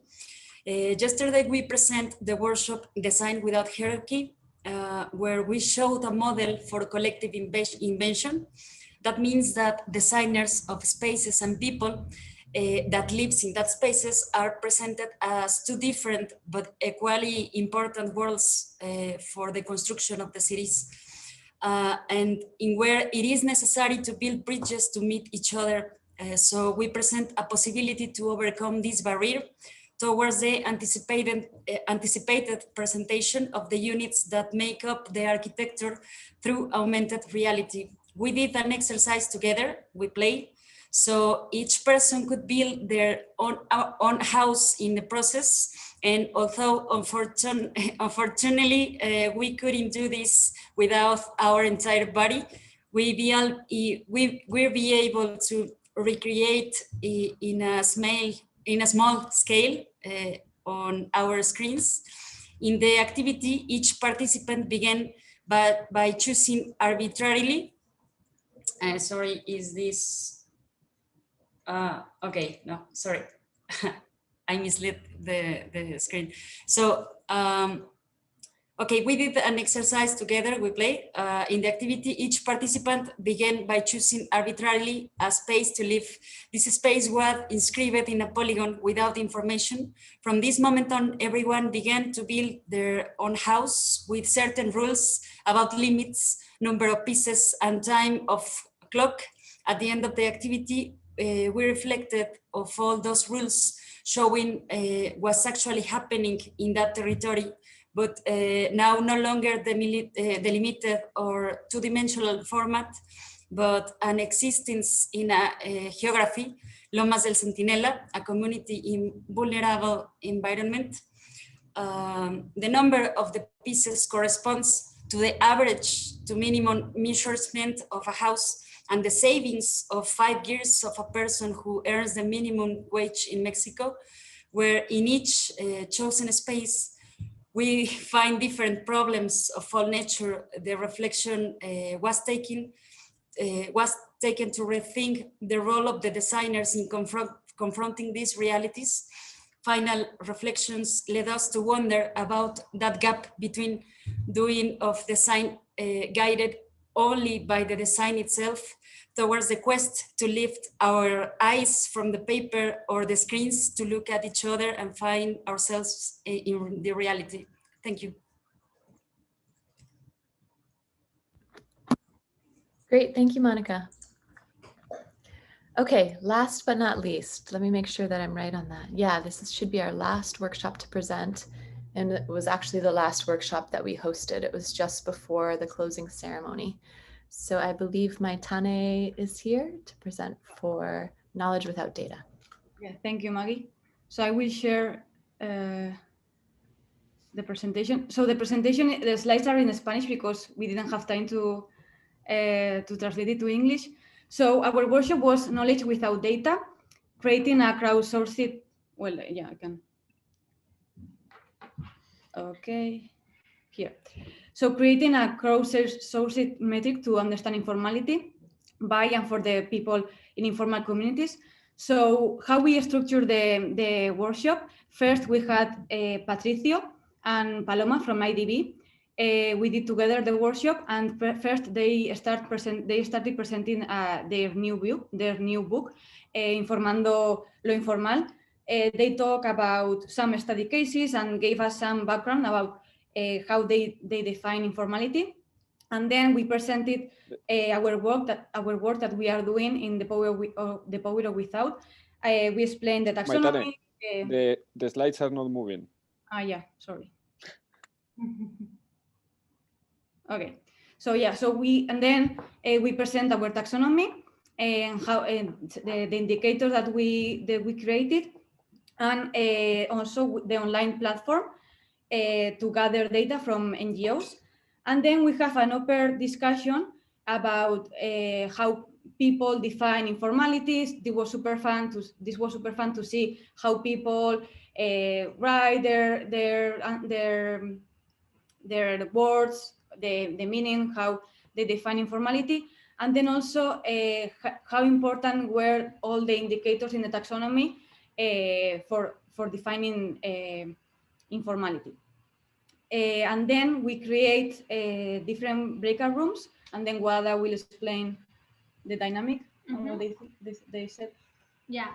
So then we had 8 breakout rooms.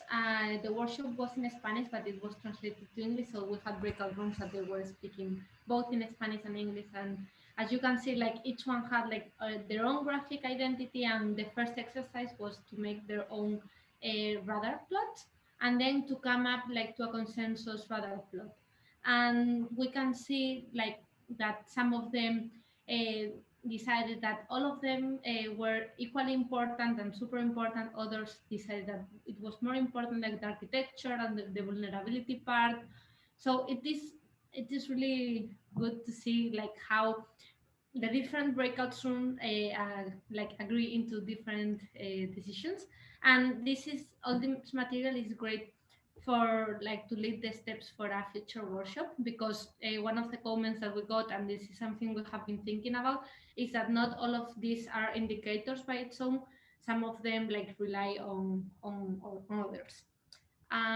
Yeah, and it was really nice. Like it was a really diverse conversation, people from diverse backgrounds. So we were really happy to end up the summit and to have such a successful workshop from our side. Yeah. And yeah, and we would like to thank, like it was really nice that we were able to make this workshop in collaboration with IDB, with Paloma and Patricio, that as Maitane was explaining, they were presenting, and they were like crucial in the breakout rooms, as well as like some people also here from the lab. Thank you for taking part and for leading some of the conversations. Yeah, and also thank you, Jorge, for being the moderator of, of our workshop. And yeah, I don't know, Luis, if you want to add something or... And Luis, of course, he's yeah, there. thank you. He's the one in the back. No, Yes. no. You did My great. pleasure. Good job. Yeah, and maybe thank you also to all of our facilitators. We had people from UDAHE and MIT. It's actually a really challenging job because you're doing a lot of things behind the scenes. So guys, that was really exciting. That was all 15 workshops. That was a ton of content. So congratulations to everyone. We want to do like a feedback session with all of us. We also, believe it or not, still have a little bit more content. So before we close today, I want to show you guys what's coming on in the afternoon and the evening, and maybe one more piece of information from UDAHE as well. But until then, I think we can jump into conversation. And perhaps before we do, if I could ask to take a screenshot of us, I'd love to just sort of capture this before we jump into that.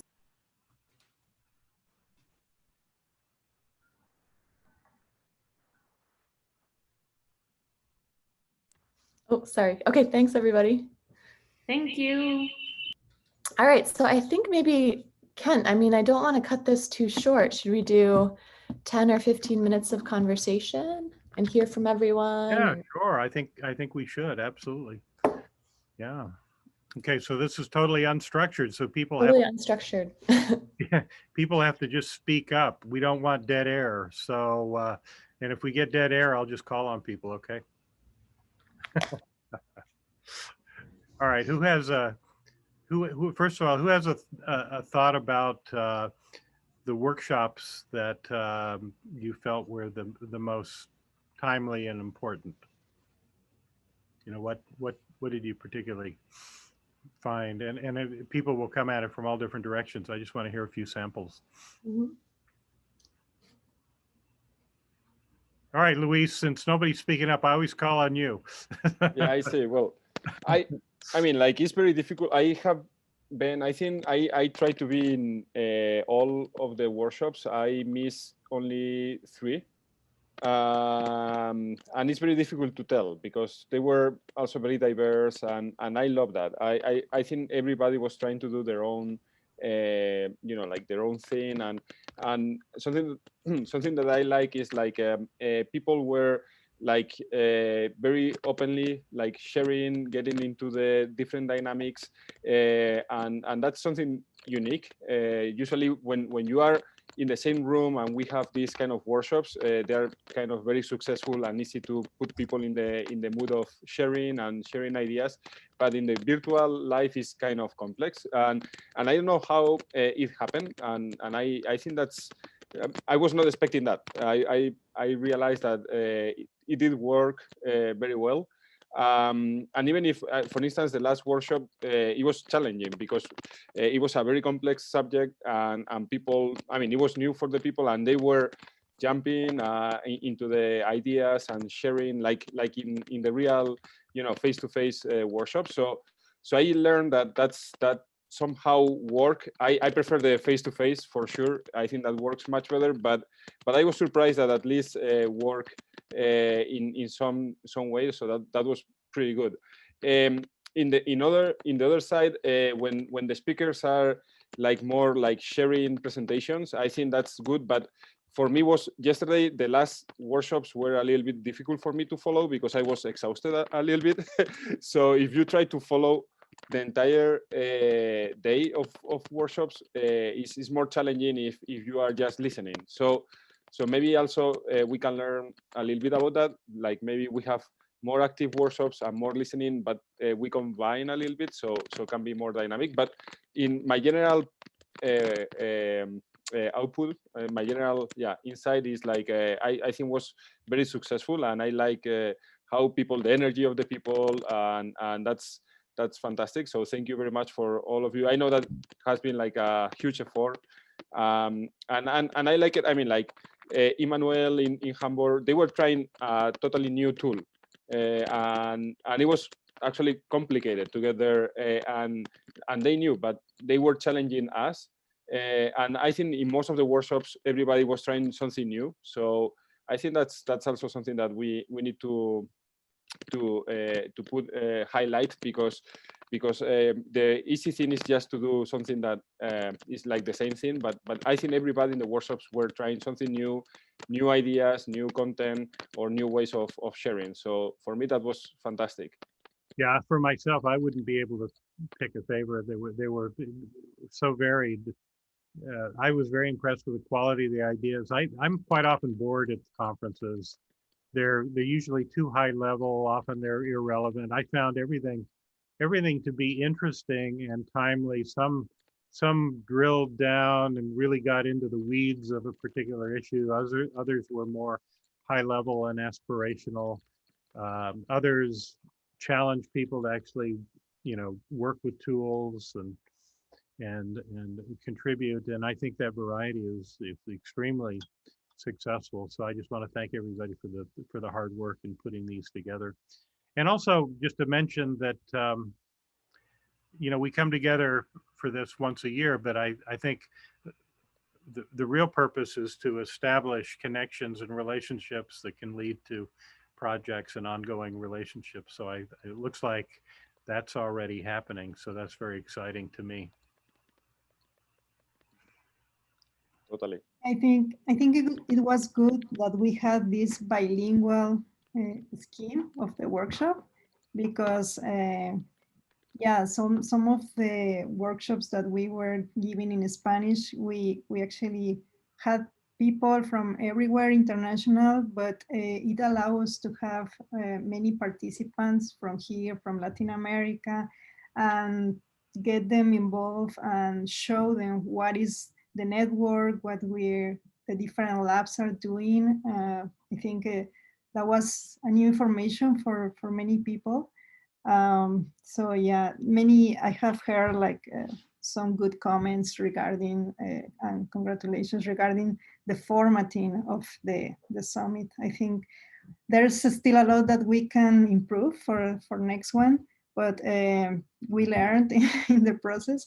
And I think for the next summit, we will go with a hybrid scheme, because even if we prefer to work face-to-face and it's a better interaction, we are getting used to this type also of communication, and it allows us to get to attract a larger audience. And as in the Taipei case, maybe we could replicate that in Taipei, hopefully next year.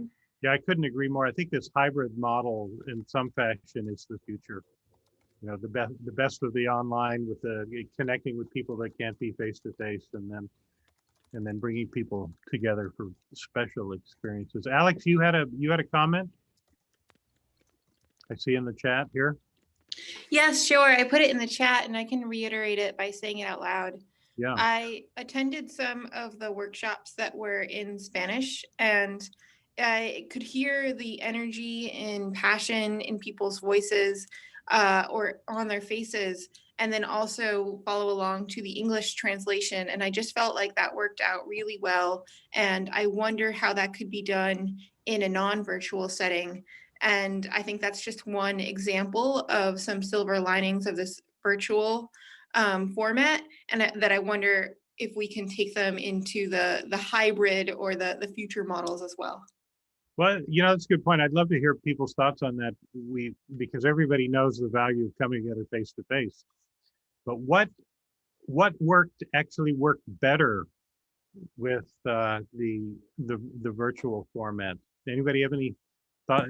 What worked better and that we want to keep going forward, even if we come together face to face? That's a good question. I mean, I think, I'm sorry, but I think everything works better in a face-to-face. like if you're even translation, when we did the workshops in Guadalajara, we probably couldn't get Mama G from exactly. Exactly. I think the virtual thing, what does is like you can build in the top of the physical one. So it's a hybrid where you can bring people that they are not here, and it's impossible to bring them like Maggie or Yahim. So I think it's something that we need to explore. It's not better or worse. It's complementary. It's like let's find the best of both and put it together. But that's my opinion. I'd like to comment that it's more inclusive when you have the simultaneous translation.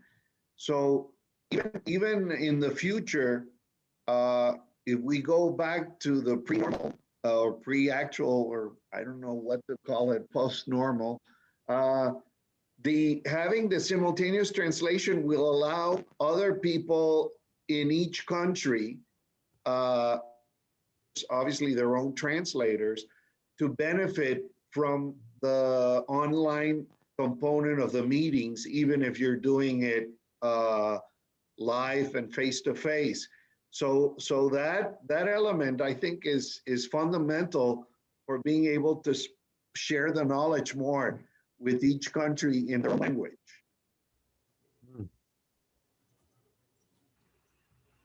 Marcus, you had a comment. Yeah, I just want to say two things. I thought Mayra's comment about bridging North and South was very good. And I think that more of this kind of expansion into the Southern Hemisphere is really necessary. And one of the, actually in several of the workshops that I attended, there were people from Argentina, from other parts of the world who would not have been able to attend had there not been this virtual platform. And I thought that was great, because as we become more inclusive and more global in our outreach, I do think we are going to have to, have more hybrid models to spread the word, the good work.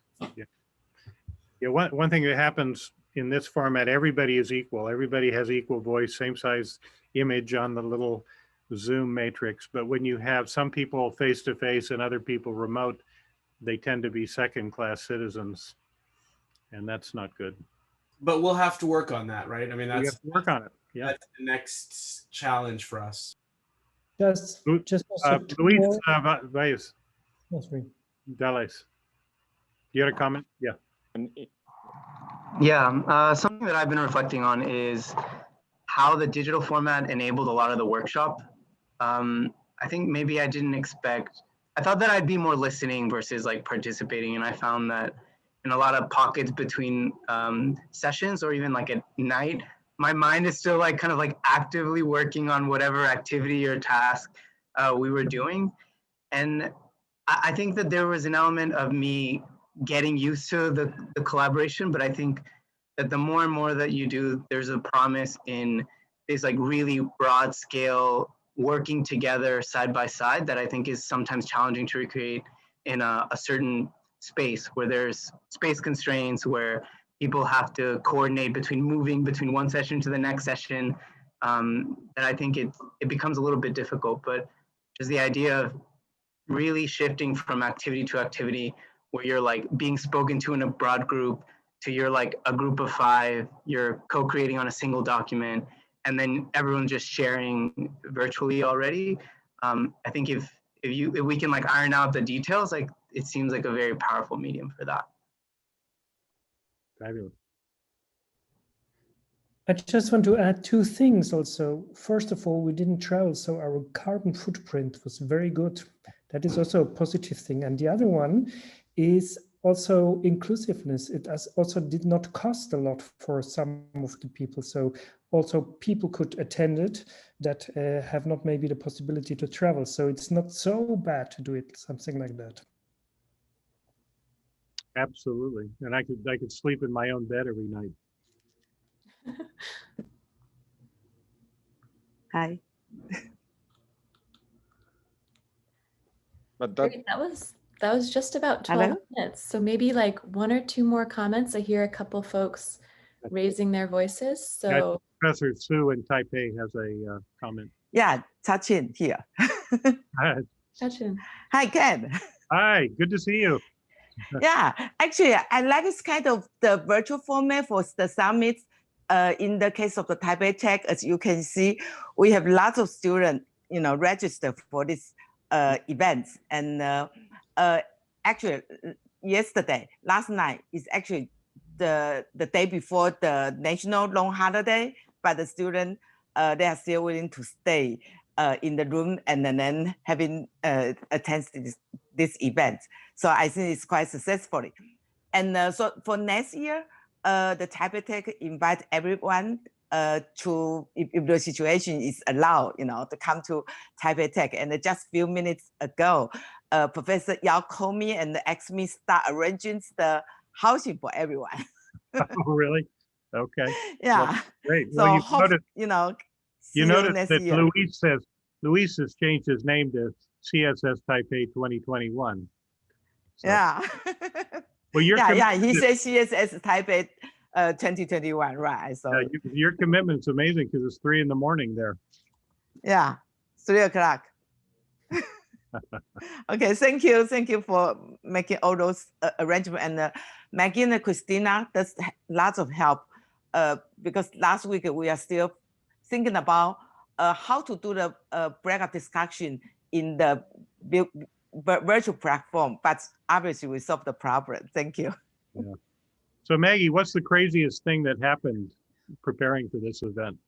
I feel like so many crazy things happened. And I mean, I think also, to be honest, there was a lot of energy. So like the pace kind of didn't stop. Like as we were planning, we realized that like new ideas kept coming up, and people wanted to do workshops that were very different actually than what I imagined a workshop would be like. I sort of anticipated a format that we've used before, but we saw, like, for example, Taipei Tech merging an in-person and a virtual event. We saw Hamburg putting people into like random conversations in the moment. And I think that we even had team members building tools specifically for the summit. And then in addition, we had really interesting speakers who we knew their research, but because we were doing interviews with them, so many like interesting things came up with those last minute as well. It was always changing. The event was constantly changing right up until the last minute. Yeah, that's anxiety producing, I'm sure. No.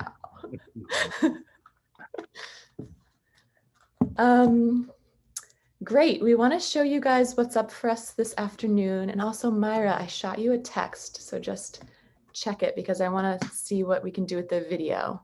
I don't have it yet. If you can take a look and send me a link, maybe. Yeah, okay. I send you the link, but I will do it again. Yeah, it was a different one, so just check that. In the meantime, I will jump into this for us.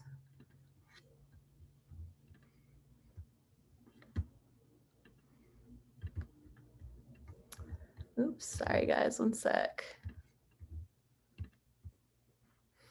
Okay, so we still have two things this afternoon. Today at 4 p.m. Eastern time, we are doing a film screening. I just want to make sure that everyone knows about this.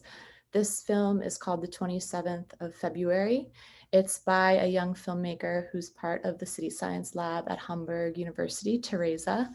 And it's about an informal community in Algeria that was a tent community that became a permanent settlement. It's short, it's 45 minutes, but we can all watch it together and then do a Q&A with her. And also there's some similarities to the work that Teresa's doing and some of the work that we saw Gabby do, but they actually have a very different visual voice. It's a very different experience than watching some of what we've seen Gabby make, but equally beautiful and powerful. And then a plug for Pass the Mic. And if Andres is on and you want to let us know what's happening here, that would be great. This is this evening at 6 p.m. ET, and we'll go for, I think, no more than 2 hours. I'll also show you guys the schedule here. Yeah, so we're gonna have music from all around the world, going back and forth from Hamburg to Boston to Mexico. Even to Kent will be the opening act. So we'll be looking forward to seeing you there. It's gonna be fun. Okay, so Pass the Mic starts at 6 p.m. Eastern time, which is 5 in Mexico. Really long Interesting agenda here. You see a bunch of names that you recognize, people from MIT and people from other parts of the world. And then this film screening is at 4 p.m. today. I'll put a link in the chat for the calendar so that you guys can see it. And then we want to get you one last thing from Udahe, but maybe before we do that, Kent, if you wanted to add any additional remarks.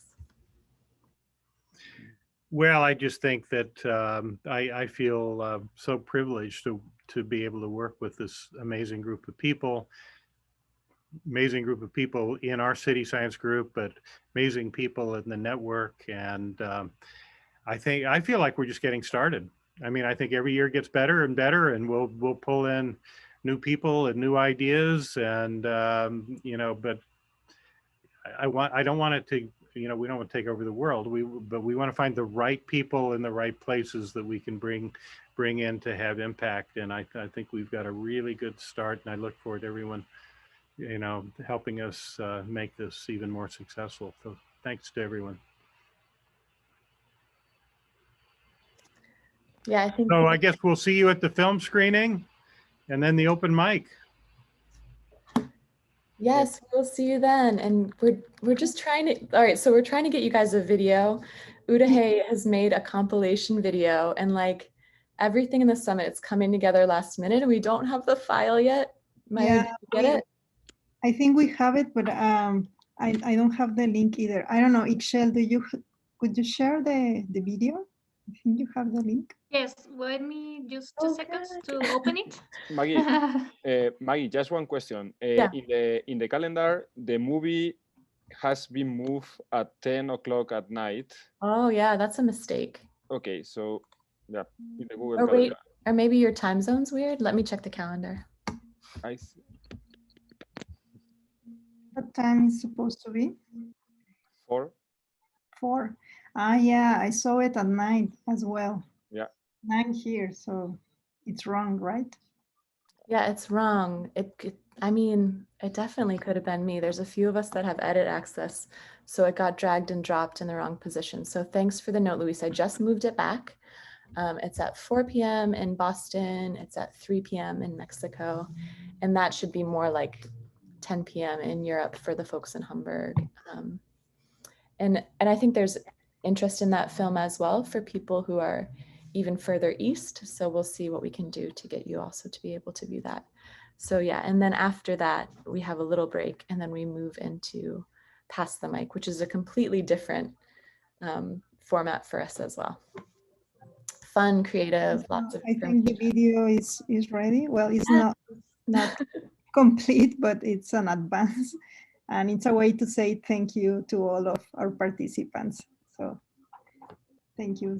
Hope you enjoy it. Sorry. So I just played.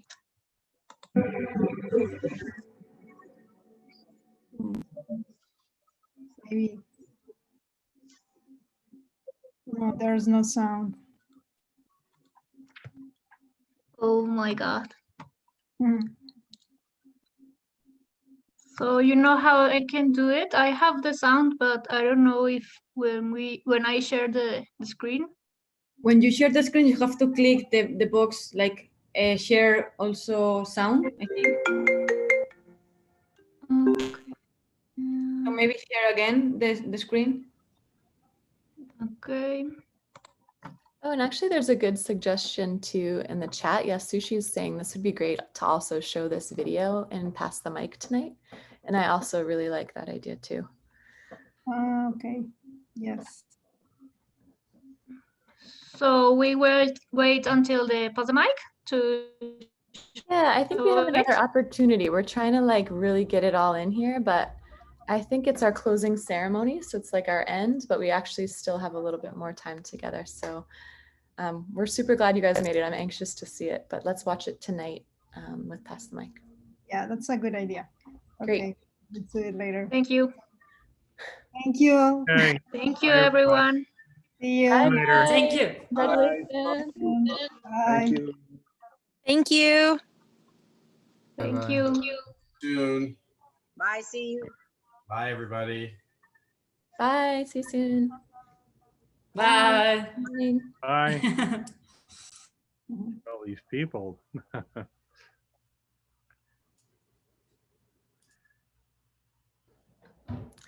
We're always so ambitious when we work with Udahe. We're like, one more thing. Yeah, I know. The file just arrived. Let's see if it works. Yeah, why not? That's fine. We tried it. Time is never enough. Yeah. Well, how's everybody feeling now? Tired? Yeah, but happy. You're happy, Michelle? Yeah. Yeah, yeah. I'm happy. It has been a great experience. Yeah, yeah. Oh yeah, and we have our facilitators here. So Mike and Jorge and Carla were in like all of the workshops and streaming to YouTube and answering questions. And it's actually really a lot of